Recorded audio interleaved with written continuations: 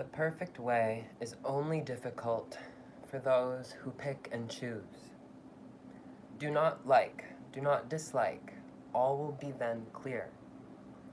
Make a hairbreadth difference, and heaven and earth are set apart. If you want the truth to stand clear before you, never before or against. The struggle between for and against is the mind's worst disease. While the deep meaning is misunderstood, it is useless to meditate on rest.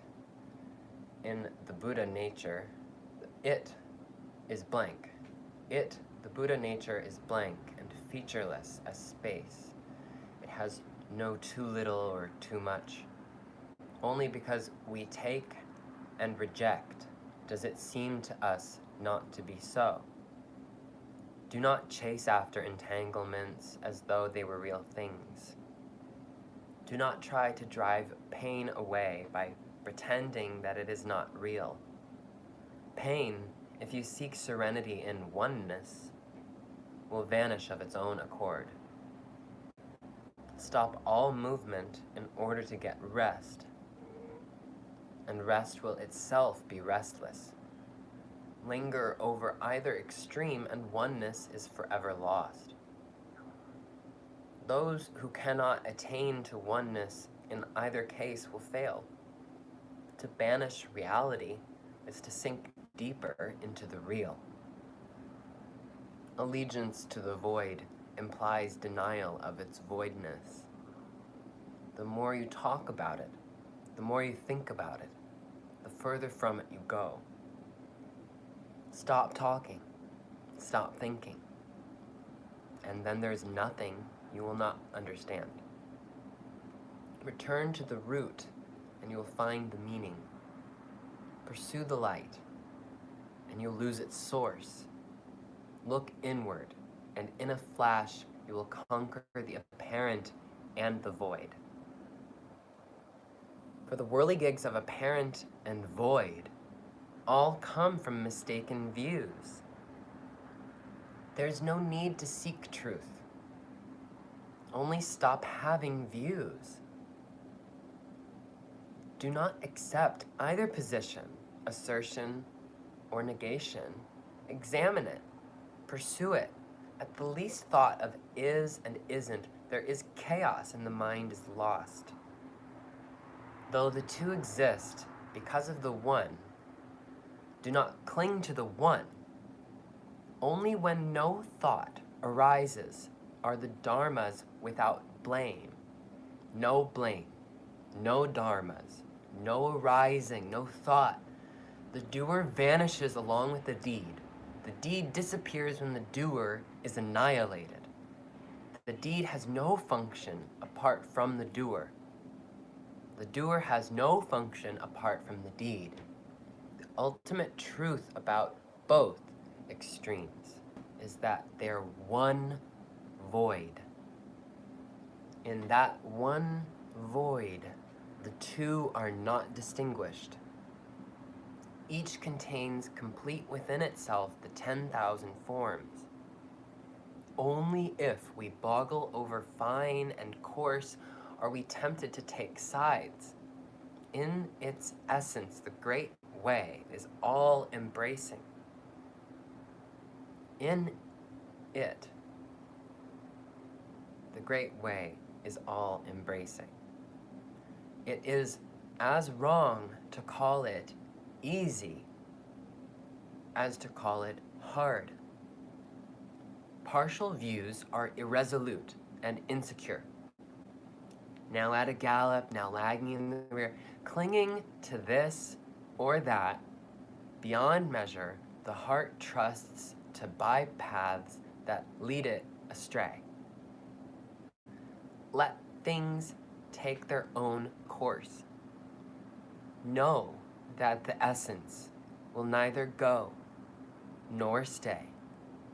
Let your nature blend with the way and wander in it, free from care. Thoughts that are fettered turn from truth. Sink into the unwise habit of not liking. Not liking brings weariness of spirit.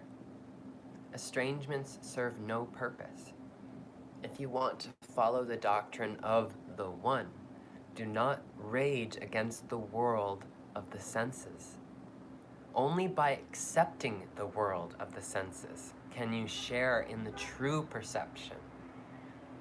Know that those who know most do least. Folly ties its own bonds.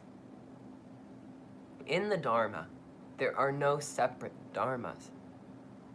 Only the foolish cleave to their own preferences and attachments, to use thought to devise thoughts. What more misguided than this? Ignorance creates rest and unrest. Wisdom neither loves nor hates.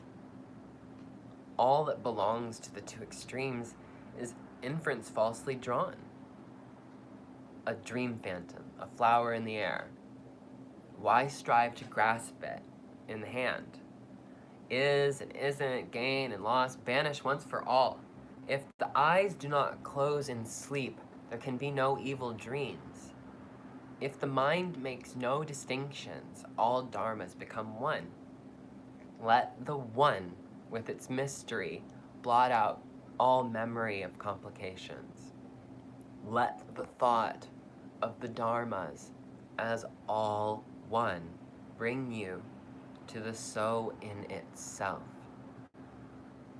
Thus, their origin is forgotten, and nothing is left to make us pit one against the other.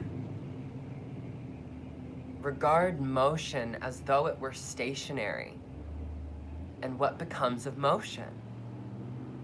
Treat the stationary as though it moved, and what happens to the state? It disposes of the stationary.